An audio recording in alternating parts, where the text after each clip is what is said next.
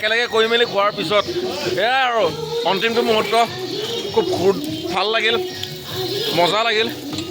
এয়া ধ্ৰুৱে পৰা উজনি মাৰি আছে, বাচন বৰ্তন ধুই আছে, মজা লাগিছে। এয়া তুমি ক'ত আছিলা?